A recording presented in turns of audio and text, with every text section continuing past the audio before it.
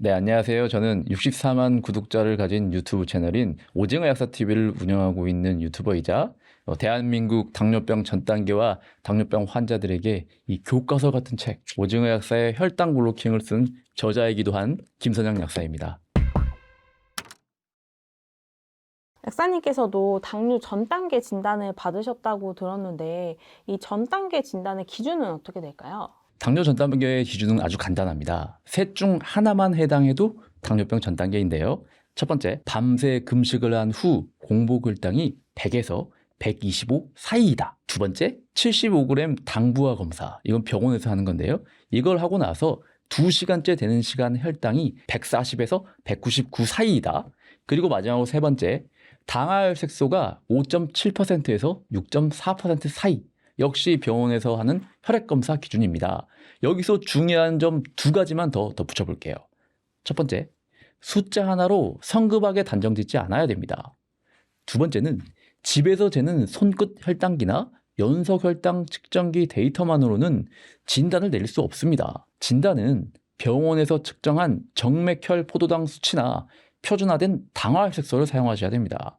정리하자면 공복혈당 100에서 125 사이, 2시간 혈당 140에서 199 사이, 그리고 당화혈색소 5.7에서 6.4 사이, 이 셋 중 하나라도 걸리면 일단 당뇨병 전 단계라 생각하시고 병원에 가셔서 확실하게 검사를 한 번 더 하시는 걸 추천드리고 있습니다. 당뇨가 심해질 때 몸에 나타나는 증상들도 있다고요? 네, 맞습니다. 혈당 조절이 나빠질 때 몸이 보내는 신호들이 있습니다. 다만 몇 가지는 당뇨에만 나타나는 건 아니라는 점 먼저 말씀드릴게요. 첫 번째로 식사 후에 심한 졸림과 무기력증, 즉 식곤증입니다. 식후 혈당이 급격하게 오르고 인슐린이 많이 분비되면 높게 올라갔던 혈당이 급격하게 떨어지면서 오히려 늘어지듯 피로와 졸음이 몰려올 수 있습니다. 두 번째로 갑자기 초점이 잘 안 맞고 시야가 흐려지는 변화입니다. 고혈당이 며칠 이상 이어지면 눈의 수정체에서 수분이 스며들어 굴절률이 달라지면서 일시적으로 흐려질 수 있습니다. 혈당이 안정되면 대체로 서서히 좋아지는 증상이기도 하고요. 세 번째, 잇몸 염증이나 충치가 잦아지는 겁니다. 혈당이 높으면 면역 반응이 둔해지고 구강 내 세균 환경이 바뀌면서 치주 질환 위험이 올라갈 수 있습니다. 그리고 네 번째로는 손톱 발톱이 노랗게 변하는 현상입니다. 고혈당으로 인해 곰팡이가 잘 증식하기 쉬운 환경이 되면서 손톱 발톱 무좀이 더 잘 생기게 되겠죠. 평소에는 없던 손발톱 무좀이 갑자기 생겨났다면 혈당 조절이 잘 되지 않고 있는 건 아닌지 한 번쯤은 생각해 볼 필요가 있겠습니다. 그리고 다섯 번째, 손톱 발톱이 약해지고 잘 갈라지는 변화입니다. 고혈당 상태에서 인체 내 조직들이 당분과 반응하여 그 구조와 형태가 변하는 당화 반응이 더 잘 발생하게 됩니다. 손톱과 발톱의 구조를 이루는 단백질인 이 케라틴이 고혈당 상황에서 포도당과 반응하여 그 구조가 약해진 다음 평소보다 더 잘 깨지거나 더 약하고 더 잘 갈라지는 증상이 나타날 수 있습니다. 물론 이런 신호들은 꼭 혈당 조절이 안 될 때만 일어나는 일이 아니기 때문에 무조건 이런 게 발생한다고 해서 당뇨가 심해지고 있다고 단정 지을 필요는 없습니다. 다만 혹시 모르니 이런 상황이 자주 발생하게 되면 병원에서 피검사를 통해 당화혈색소 같은 수치가 증가하고 있는 것은 아닌지 한 번쯤은 확인하시는 게 가장 좋다고 볼 수 있겠습니다. 당뇨를 부르는 생활 습관 같은 것도 있을 텐데 그런 것들은 어떤 것들이 있는지 궁금합니다. 네, 당뇨를 부르는 생활 습관은 의외로 일상 속 사소한 것들에서부터 시작됩니다. 첫 번째는 설탕 들어간 음료와 잦은 간식입니다. 탄산음료, 과일 주스, 과자나 빵은 빠르게 혈당을 올리고 인슐린 부담을 키웁니다. 둘째, 늦은 밤 식사와 불규칙한 끼니입니다. 밤늦게 먹으면 같은 음식도 혈당이 더 높게 치솟고 공복, 폭식을 반복하다 보면 혈당 스파이크도 더 심해집니다.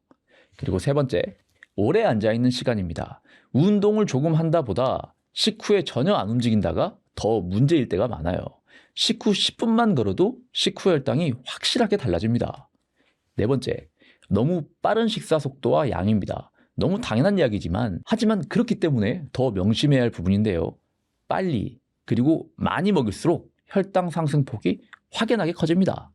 다섯 번째, 초가공식품 위주의 식단입니다. 정제탄수화물, 튀김, 가공육, 달콤한 소스가 많은 음식은 포만 신호를 무디게 하고 과식을 부르게 됩니다. 6번째, 수면 부족과 만성 스트레스입니다. 수면 시간이 짧아지면 인슐린 저항성이 올라가게 되고 스트레스 호르몬이 식욕과 혈당을 동시에 상승시킵니다. 7번째, 과음과 흡연입니다. 폭음은 간의 혈당 조절 능력을 떨어뜨리고요. 흡연은 인슐린 저항성과 합병증 위험을 간접적으로 상승시킬 수 있습니다.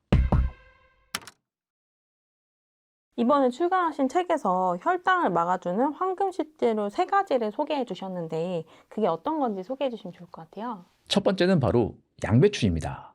한두 줌 정도로 생으로 씹어 드시거나 전자레인지에 40초에서 60초 정도만 살짝 쪄서 드셔도 좋습니다.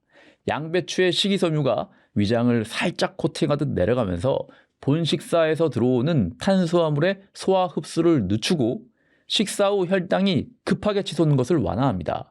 식사 전에 양배추 같은 채소를 먼저 먹는 것만으로도 동일한 메뉴에서 혈당 곡선이 부드러워지는 걸 여러 임상 연구에서 확인할 수 있습니다. 두 번째는 올리브오일입니다. 가능하면 엑스트라 버진 등급을 권합니다. 식전에 양배추에 올리브오일을 한 스푼만 가볍게 둘러서 드세요. 건강한 지방이 위 배출 속도를 천천히 만들고 같은 탄수화물이라도 혈당 반응이 완만해집니다. 또 포만감을 빨리 올려서 이후 섭취하는 음식의 섭취량을 자연스럽게 줄이는 데도 도움이 됩니다. 세 번째는 유기농 사과식초입니다. 양배추와 올리브오일을 드실 때 물 한 컵에 작은 스푼으로 한 스푼에서 2티스푼 정도 희석해서 드시면 됩니다. 반드시 물에 희석해서 드셔야 합니다. 식초의 초산이 탄수화물이 소장에서 흡수되는 속도를 늦추고 위에서 장으로 음식이 넘어가는 속도를 늦춰주기 때문에 혈당이 서서히 오르게 됩니다. 그런데 주의하실 점이 있어요.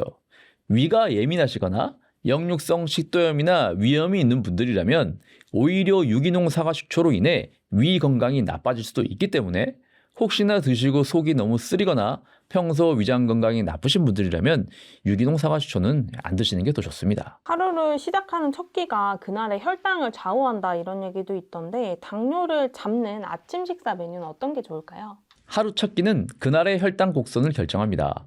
저는 아침에 BTC 식단을 추천드립니다. 제가 개발한 용어인데요. B는 브로콜리고요.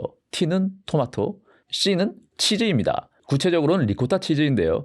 이렇게 브로콜리, 토마토, 리코타 치즈에 올리브오일과 발사믹 식초, 후추, 그리고 소금을 살짝, 아주 단순한 레시피지만 혈당을 상당히 안정시키는 조합입니다. 방법은 이렇습니다. 브로콜리 한 컵을 전자레인지로 1, 2분 정도 살짝 데워서 그릇에 담고 방울토마토 한 줌을 반으로 잘라 올립니다. 리코타 치즈 100g 정도 듬뿍, 그 위에 엑스트라 버진 올리브오일 한 스푼과 발사믹 식초 작은 스푼으로 뿌리고 후추와 소금으로 마무리하면 끝입니다. 이게 왜 좋을까요? 첫 번째는 채소와 식이섬유가 탄수화물의 흡수 속도를 늦춰 식사 후 급상승을 막아줍니다. 두 번째, 리코타 치즈의 단백질과 올리브오일의 건강한 지방이 포만감을 오래 유지시켜 아침 급상승, 그리고 급상승으로 인한 급강하, 그리고 급강하로 인한 간식 폭주 패턴을 끊어줄 수 있습니다. 세 번째, 식초의 초산은 위 배출을 천천히 만들어 같은 메뉴라도 혈당 반응을 더 완만하게 만드는 걸 도와줍니다. 아침에 바쁘다 보니까 계란 한두 개만 드시고 가시는 분도 많은데 계란 조리법을 좀 어떻게 하는 게 혈당 관리에 좀 도움이 될까요? 달걀은 탄수화물이 거의 없어서 조리법 자체가 혈당에 큰 영향을 주지는 않습니다. 다만 오히려 중요한 건 무엇과 함께 먹느냐입니다. 주의할 점부터 말씀드릴게요. 달걀을 드실 때 달걀만 드시면 상관이 없는데 그냥 드시면 심심하시다고 당분이 들어간 소스류, 케첩이나 데리야끼 소스, 허니머스트 소스 이런 소스 같은 걸 넣어 드시면 안 됩니다. 샐러드만 먹었는데도 혈당이 왜 이렇게 올라가나 싶을 때가 있는데요. 거의 대부분 소스에 의해 발생하는 혈당입니다. 생각보다 소스류에 당분이 많이 첨가되어 있으니 달걀 드실 때는 소금이나 후추 정도만 양념으로 사용하고 소스는 피해주세요. 그리고 당연하겠지만 달걀과 함께 흰빵이나 크루아상, 잼, 시럽, 설탕이 들어가는 라떼와 같이 먹는 조합도 식후 혈당 스파이크를 크게 만들기 때문에 드시면 안 됩니다. 당뇨 증상이 있을 때 절대 먹으면 안 된다 이런 음식도 있을까요? 당뇨가 있을 때 피해야 할 음식은 3가지로 나눠서 기억하시면 좋습니다. 첫 번째, 탄수화물 베이스 음식들입니다. 면이나 밥, 빵처럼 탄수화물이 주재료인 메뉴는 기본적으로 혈당을 빠르게 올립니다. 특히 흰쌀밥, 흰빵, 라면, 우동 같은 흰 밀로 만든 면이 그렇습니다. 둘째, 단맛이 나는 음식들입니다. 과일 주스, 스무디, 탄산음료, 달달한 라떼, 케이크, 쿠키, 도넛, 시럽 코팅된 그래놀라, 견과바가 대표적인데요. 특히 액체당은 흡수가 빨라 식후 스파이크가 더 큽니다. 그런데 또 조심해야 할 게 있어요. 단맛이 나긴 하지만 대체당으로 만들어져 혈당을 높이지 않을 것이라고 생각하시고 마음껏 드시는 경우가 있는데요. 마트에서 제로라고 쓰여진 과자들이 있습니다. 여기서 제로가 뭐냐면 설탕 함량이 제로라는 말이지 과자를 구성하는 기본은 밀가루로 되어 있기 때문에 안심하고 드시다가 혈당 상승하는 거 보고 깜짝 놀라실 수 있습니다.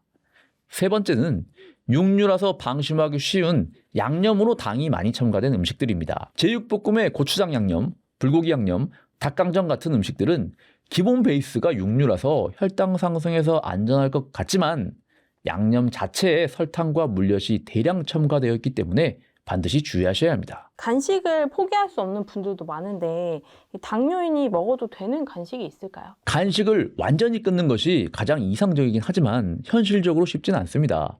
중요한 것은 무엇을 간식으로 먹느냐입니다.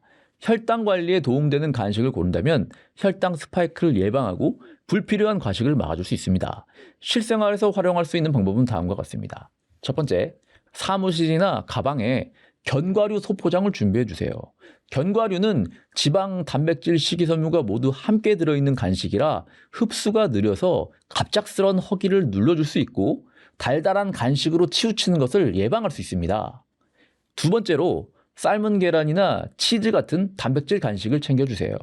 삶은 계란은 탄수화물이 거의 없고 치죽 속 당류 함량도 무시할 수 있을 정도라서 이런 간식들은 혈당을 높이지 않고도 허기짐을 채울 수 있고 또 접근성 측면에서도 훌륭합니다. 어느 편의점을 가더라도 달걀과 치즈는 있기 때문에 집에서 굳이 챙겨오지 않더라도 구하기가 쉽습니다.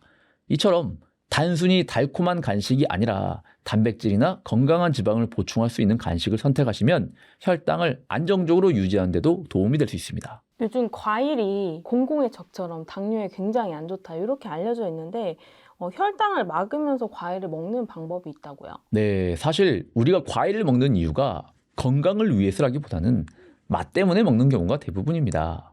물론 건강한 사람의 경우 과일을 어느 정도 먹어도 괜찮습니다만 혈당 관리하는 입장에서 과일은 결코 권장할 만한 음식은 아닙니다. 가장 이상적인 선택은 과일에 들어있는 영양소들이 풍부하게 들어있으면서도 과당은 없는 채소를 선택하는 겁니다. 하지만 그럼에도 불구하고 과일을 꼭 드셔야겠다면 단맛이 많이 나는 과일은 섭취하지 마시고 가급적 단맛이 적은 과일을 선택하시는 것이 방법입니다. 단맛이 많이 나는 과일로 대표적인 경우가 수박이나 파인애플, 숙성된 바나나, 멜론 이런 종류가 있습니다. 이런 과일은 드시지 마시고요. 단맛이 적은 과일 위주로 선택하세요. 대표적으로는 블루베리나 체리, 자몽이 있습니다. 하지만 주의하실 점은 단맛이 덜 나서 혈당을 덜 높이는 과일이라 할지라도 절대적인 양을 많이 섭취하게 되면 혈당 급상승을 막을 수 없으니 이 점도 주의하셔야 합니다.